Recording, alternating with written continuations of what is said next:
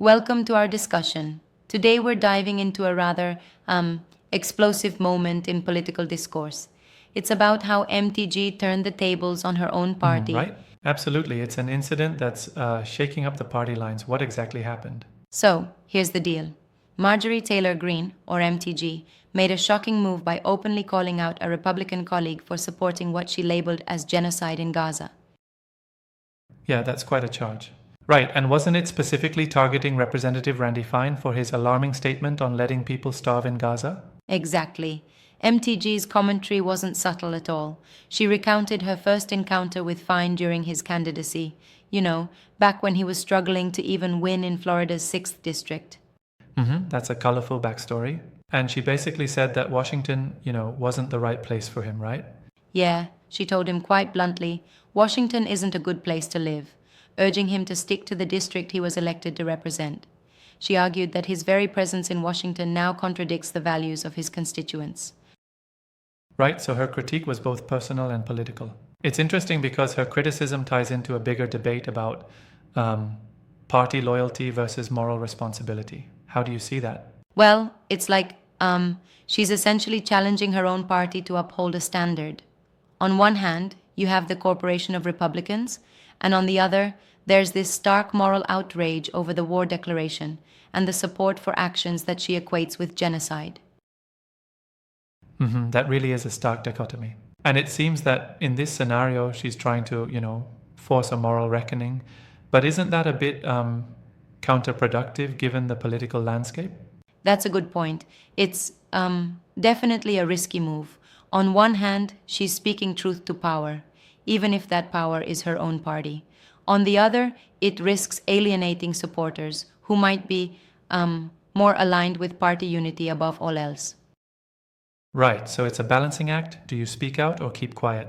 Exactly. So what did she say about the situation in Gaza? In her tirade, she didn't mince words.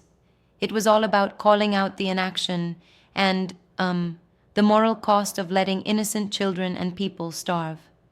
She juxtaposed the horrific events of October 7th in Israel with the ongoing humanitarian crisis in Gaza, pointing out that both tragedies needed urgent response. That comparison certainly adds a lot of weight to her argument. But there's also an element of hyperbole in the way she presented her argument, don't you think? Like, is it fair to lump it as genocide without a wider context? I get where you're coming from. She's using a strong rhetoric, calling it genocide is no small claim. But from her perspective, she's drawing a direct moral line, saying that when a public figure permits or even encourages measures, like allowing starvation, it's essentially endorsing mass suffering. I see what you're saying.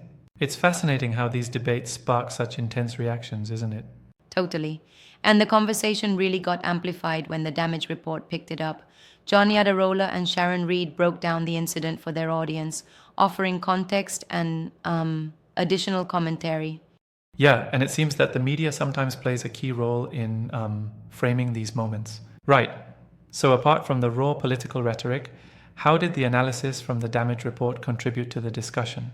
Their analysis dug into the historical dynamics of party politics and accountability. It was pointed out that MTG's move could be seen as a courageous, albeit controversial, stance meant to realign party values. It's like she's testing whether ideological purity can triumph over practical political considerations. That does raise questions about the role of accountability within political circles. And that makes us wonder, does this kind of internal conflict actually help the public by, exposing the darker sides of politicking? Sure, it forces people to confront the real consequences of political decisions. Her calling out someone for supporting policies that would cause mass suffering does resonate with a public tired of empty platitudes. But admittedly, it might also split the party further, so it's a double-edged sword. Yeah, it's like trying to fix a broken system with a sledgehammer. I agree. It seems that to some, she's a whistleblower of sorts, and to others, she's just stirring the pot. There's a kind of populist zeal in all of this, isn't there?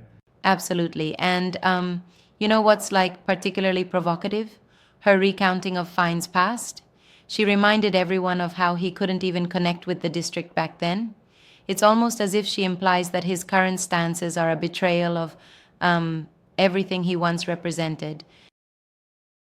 That's a pointed criticism for sure. But isn't it a bit of a selective recall?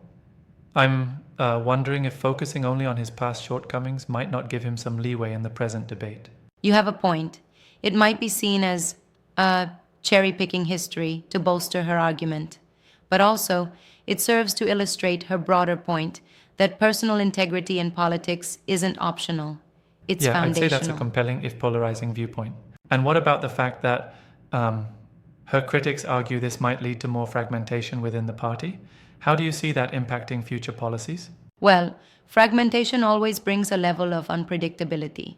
It could mean that the party eventually moves towards a more ideologically charged stance, or it might marginalize voices that dare to critique. The real kicker here is that this move challenges the status quo, forcing a sort of accountability check Sure, from it's within. like shaking up a tree to see which apples fall off.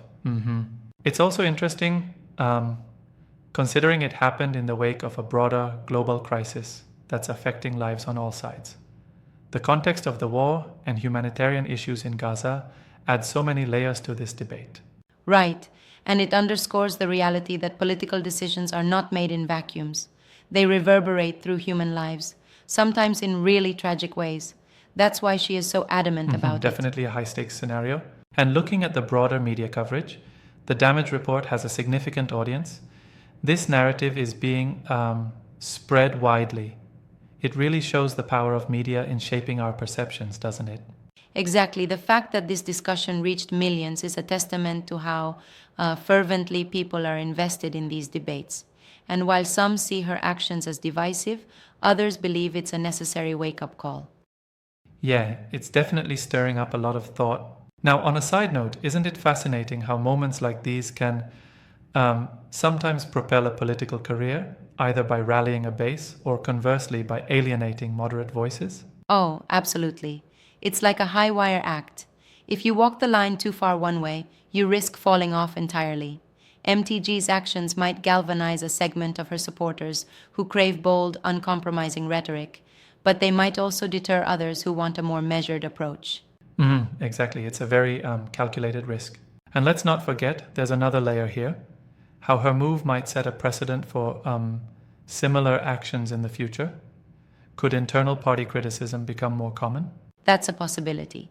When a high-profile figure steps out and challenges their own camp, it can create an environment where accountability is prioritized, or alternatively, where factional divides deepen.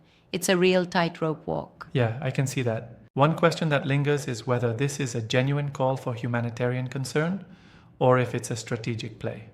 What are your thoughts on that? Well, it might be a blend of both.